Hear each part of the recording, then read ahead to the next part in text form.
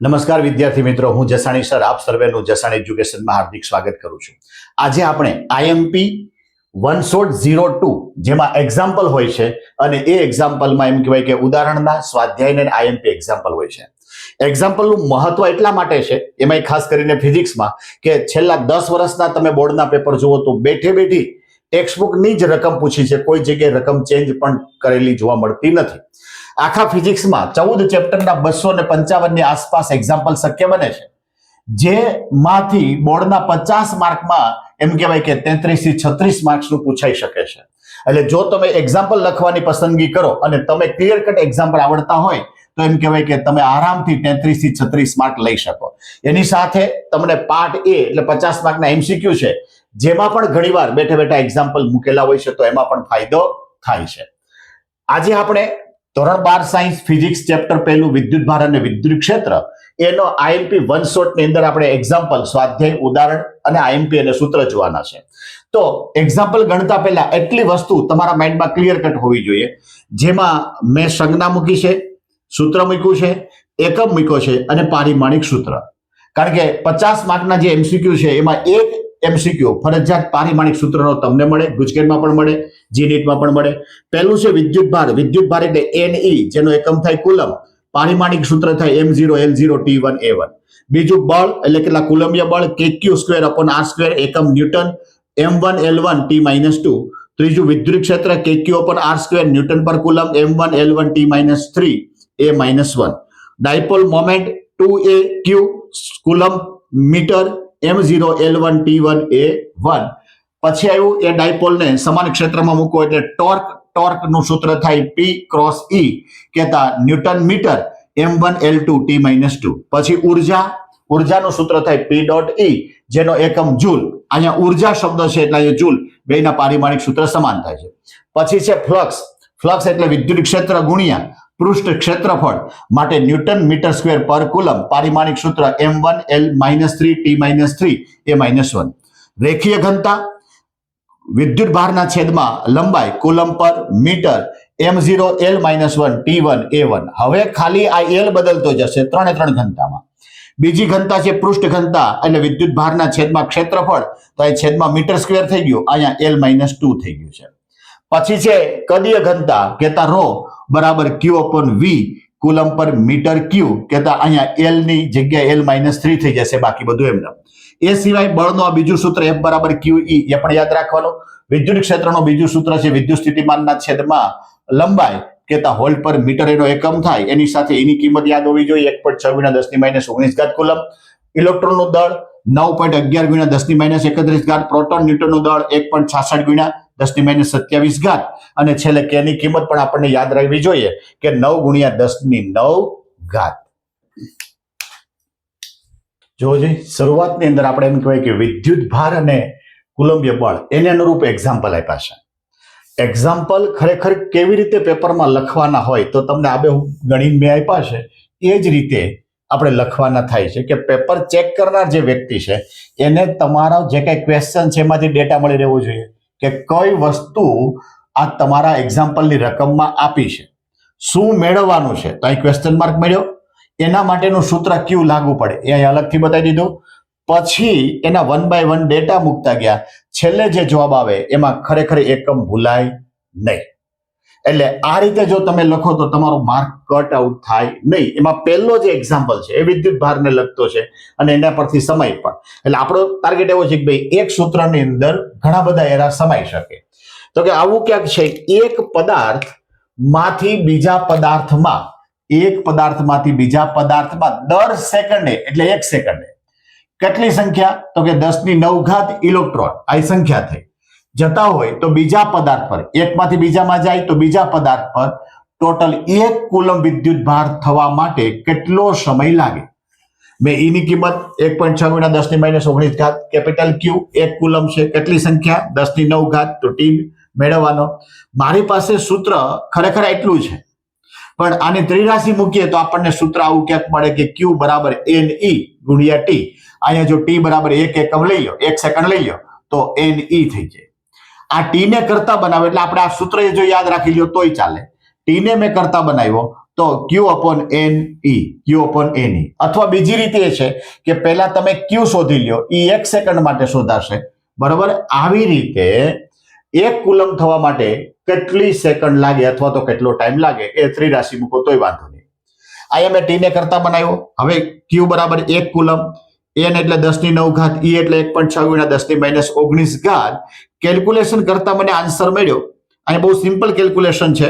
એ calculation કરતા મને answer મળ્યો 0.625 × 10⁻10 સેકન્ડ. હવે આને વર્ષમાં ફેરવવું પડે, કેટલો સમય લાગશે? તો ખરેખર એ વર્ષમાં, કારણ કે આ તો સેકન્ડ બહુ વધારે છે, તો મારે વર્ષમાં ફેરવવું હોય તો આ જે રકમ છે એને આખા વર્ષની સેકન્ડ વડે ભાગી નાખવાની. તો કે પહેલા મેં લીધું કલાકની સેકન્ડ કેટલી? 3600. એક દિવસમાં કલાક કેટલી? 24. આવું આખું વર્ષ જોઈએ તો 365 થાય. ભાગાકાર કરતા મને આન્સર મળ્યો 198.18. એપ્રોક્સિમેટ એમ કહેવાય કે 200 વર્ષ લાગે. 200 વર્ષ લાગે. કોઈ વિદ્યાર્થી કદાચ અહીંથી છોડી દે, બરોબર છે, તો એક્ઝામ્પલમાં સ્પષ્ટતા નથી એટલે માર્ક આપી શકે નહીં. પણ અહીંયા સુધી જવું તો કોઈ પ્રોબ્લેમ નહીં. જવું તો આન્સર સાચો લઈ આવવાનો, જો ખોટો લઈ આવ્યા તો માર્ક્સ કાપી શકે.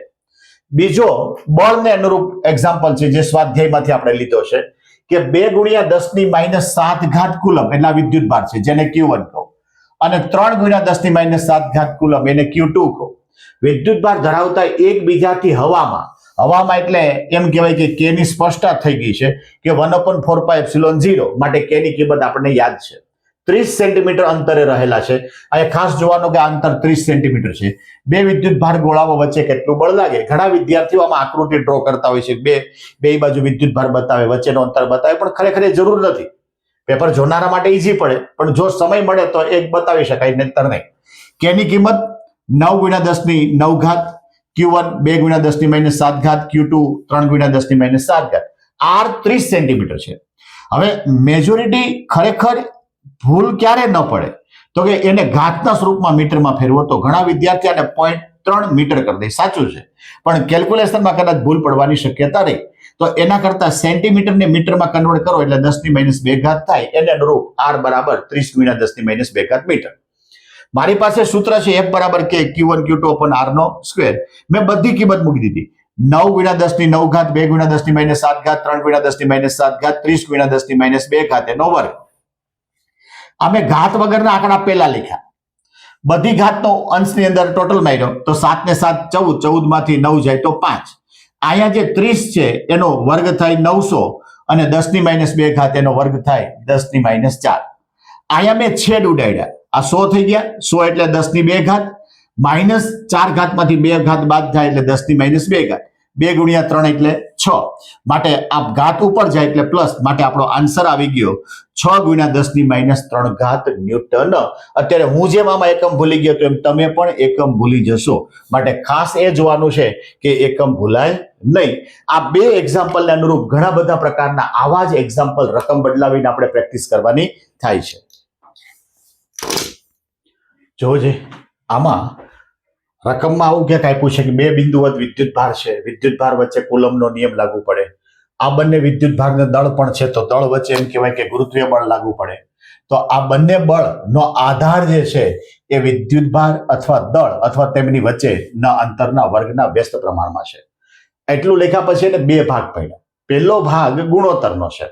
તો કે પહેલું મેં લીધું ઇલેક્ટ્રોન પ્રોટોન વચ્ચે જે બળ લાગે, ક્યાં કુલંબીય બળ અને ગુરુત્વીય બળ, આ બેનો ગુણોત્તર કે પ્રબળતાની ચકાસણી કરવાની. આવી જ રીતે આમાં બીજું છે બે પ્રોટોન વચ્ચે જો બળ લાગે તો પણ એના ગુણોત્તરની ચકાસણી કરવાની છે.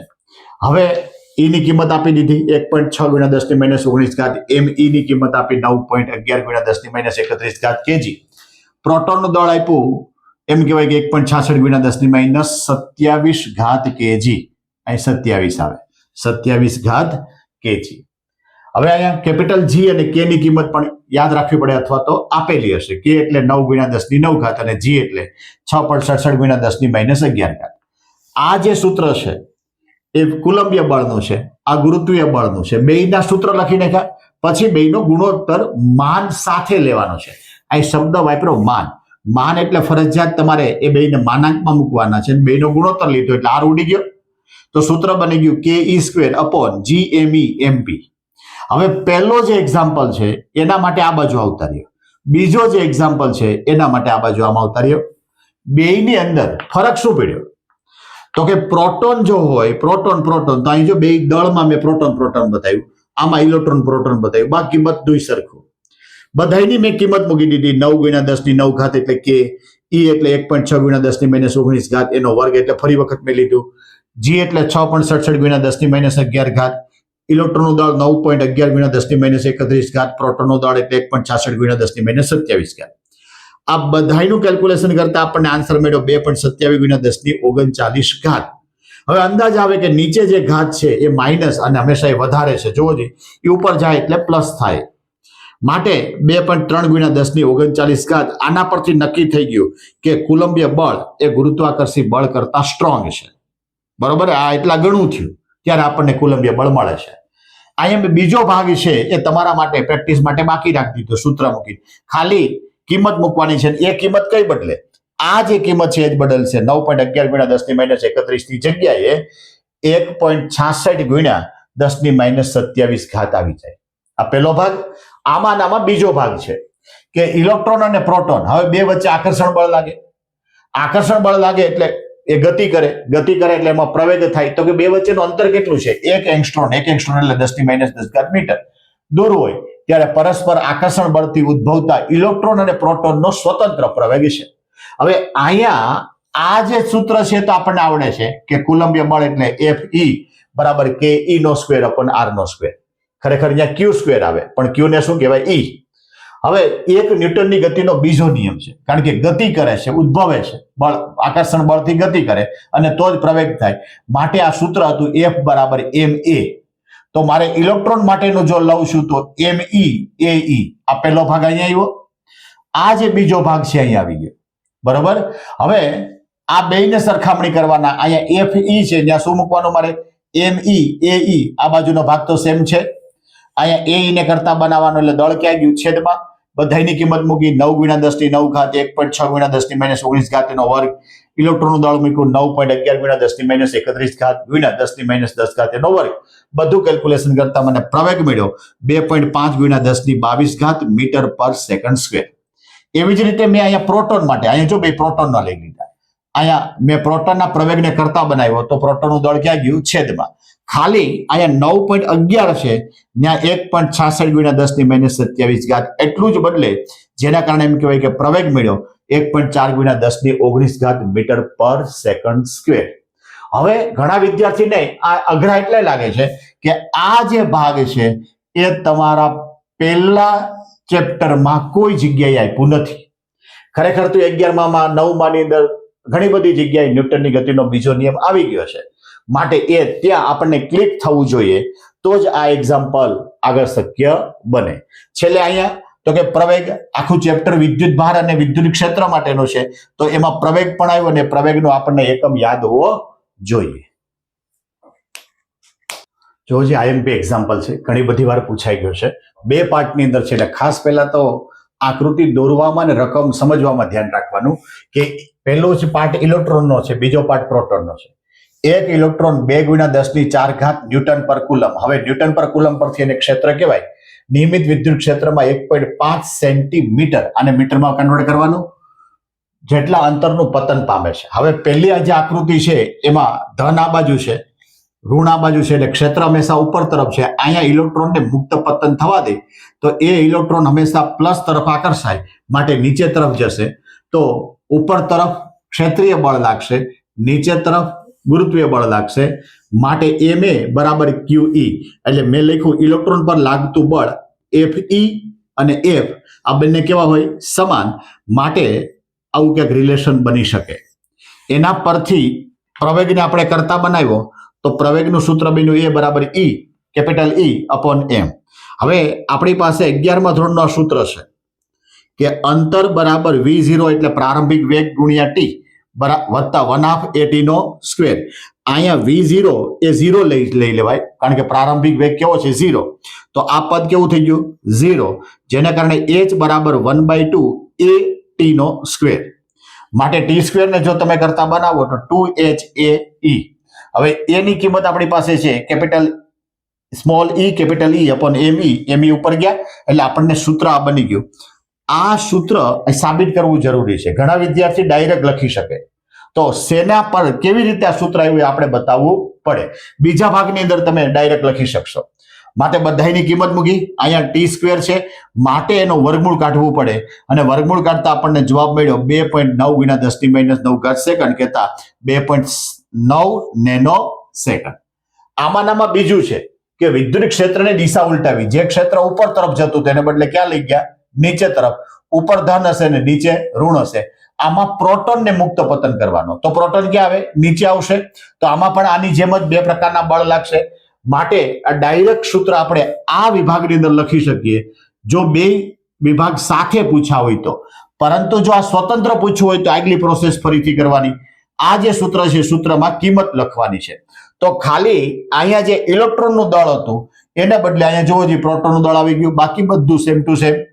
એને વર્ગમૂળમાં લઈ ગયા જે કાંઈ આવ્યું એને, માટે આપણને કિંમત મળી 1.26 ગુણ્યા 10⁻7. હવે મારે 9 ઘાત કરું તો એમ કહેવાય કે નેનો સેકન્ડ લઈ શકાય, એટલે પોઈન્ટ આ બાજુ ગયો. માટે 126 ગુણ્યા 10⁻9 સેકન્ડ માટે એને નેનો સેકન્ડ કહેવાય. બીજું પ્રવેગ પણ મેળવવાનો છે. હવે ગુરુત્વ પ્રવેગનું વેલ્યુ તો આપણી પાસે છે, તો આ પ્રવેગનું ma બરાબર ઈ કેપિટલ ઈ આ કોમન સૂત્ર થઈ ગયું. એમાં એને કરતા બનાવ્યો તો એમ ક્યાં જતો રહ્યો? છેદમાં. અહીંયા જો તમારે ઇલેક્ટ્રોનનો પ્રવેગ જોતો હોય તો દળ કોનું લેવાય? ઇલેક્ટ્રોનનું. પ્રોટોનનો પ્રવેગ જોતો હોય તો દળ કોનું લેવાય? પ્રોટોનનું. આવી રીતે કિંમત મૂકતા તમને ઇલેક્ટ્રોન પ્રોટોન બંનેનું દળ મળી શકે. ઘણા વિદ્યાર્થીને એમ થશે કે અહીં કિંમત કેમ ન લખી? તો કે આ રિવિઝન માટે એકદમ ટૂંકા સમયની અંદર તમને ખાલી યાદ અપાવવાનું છે કે કેવી રીતે આ એક્ઝામ્પલ થઈ શકે અને કયા કયા સૂત્ર અગત્યના છે. કેલ્ક્યુલેશન તો તમે જાતે પણ હવે કદાચ તમને એમાં કોઈ પ્રોબ્લેમ ન આવે એટલે આપણે બાકીનું કેલ્ક્યુલેશન કરતા નથી. જો જે બીજો અગત્યનો એક એક્ઝામ્પલ સમજવા જેવો છે. આમાં કદાચ રકમ બદલી શકે. પહેલા બે બિંદુ વિદ્યુત ભાર QA એ 3 માઇક્રોકુલમ એટલે 3 ગુણ્યા 10⁻6 એ ધન થયો. QB એટલે માઇનસ, માઇનસ એટલે ઋણ 3 માઇક્રોકુલમ એટલે -3 ગુણ્યા 10⁻6. એકબીજાથી શૂન્ય અવકાશમાં 20 સેન્ટીમીટર દૂર છે એટલે R 20 સેન્ટીમીટર. શૂન્ય અવકાશ એટલે કે ની કિંમત 9 ગુણ્યા 10⁹. હવે બે વિદ્યુત ભારને જોડતી રેખાના મધ્ય બિંદુ આગળ વિદ્યુત ક્ષેત્ર કેટલું હશે? આવા એક્ઝામ્પલની અંદર આકૃતિ જરૂરી છે કે અહીંયા તમે ધન વિદ્યુત ભાર બતાવ્યો, અહીંયા ઋણ વિદ્યુત ભાર બતાવ્યો, અહીંયા મધ્ય બિંદુ બતાવ્યો. ટોટલ જે અંતર છે એ 20 સેન્ટીમીટર છે.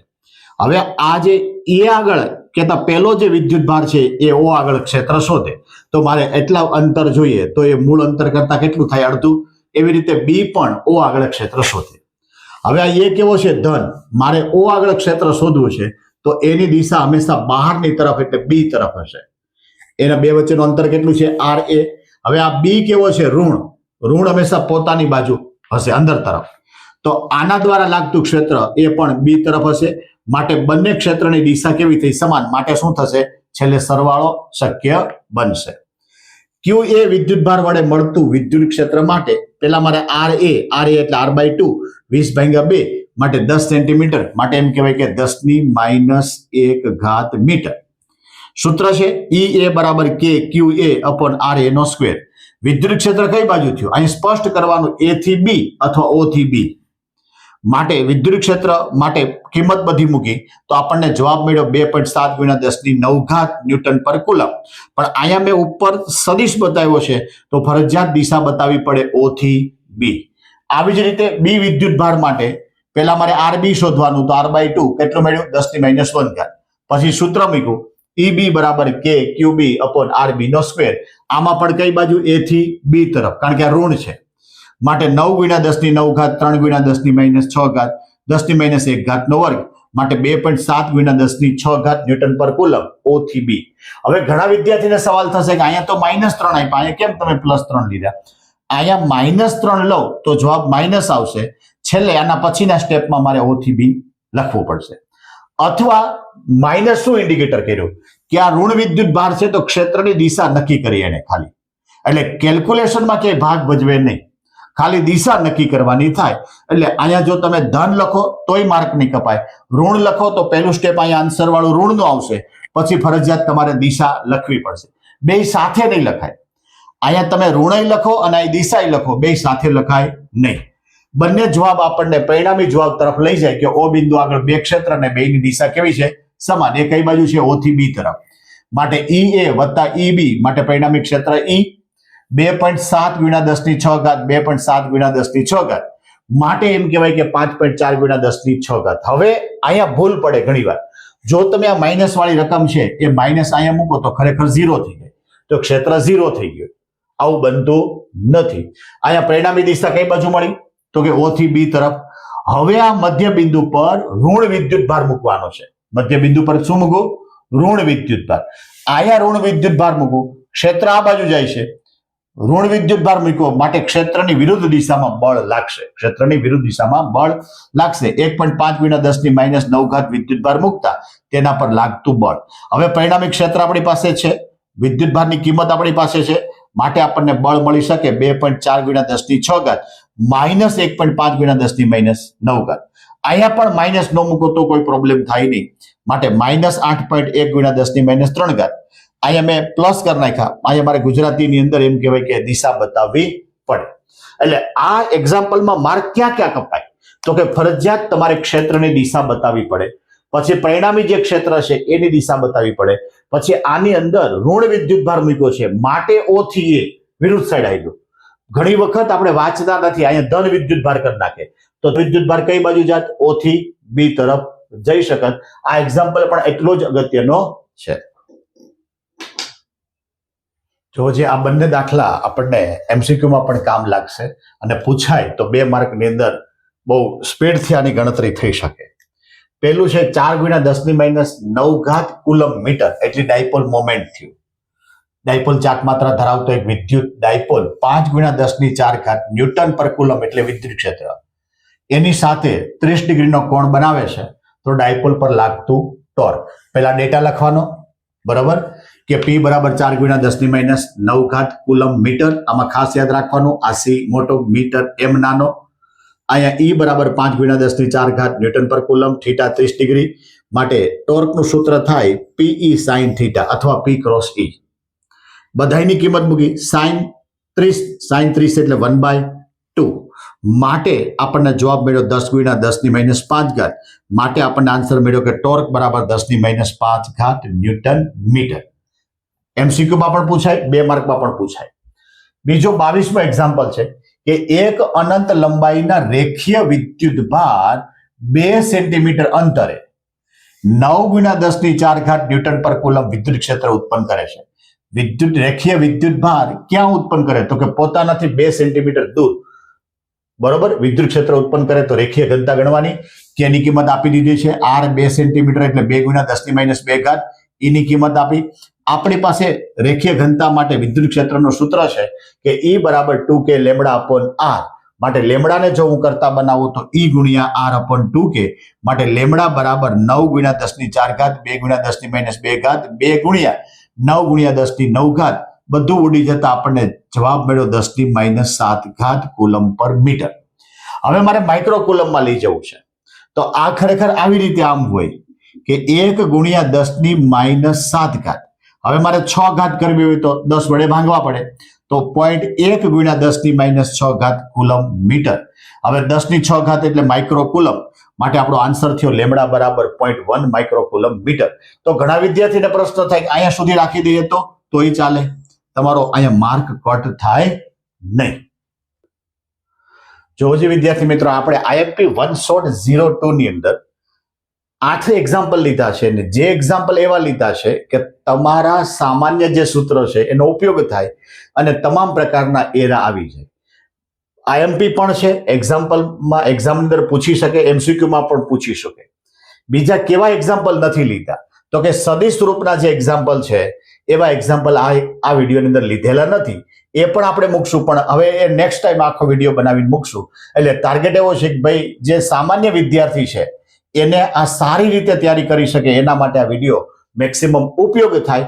બીજા ઘણા બધા એવા વિદ્યાર્થી હશે કે જેને પણ આવા એક્ઝામ્પલની અંદર પ્રોબ્લેમ થતો હશે, તો એના માટે પણ ઉપયોગી થાય. તો અપેક્ષા રાખું કે આ વિડીયો જે છે એ વધારે તમે બીજા વિદ્યાર્થી માટે લાઈક કરો, શેર કરો અને સબસ્ક્રાઇબ કરવાનું પણ ભૂલતા નહીં.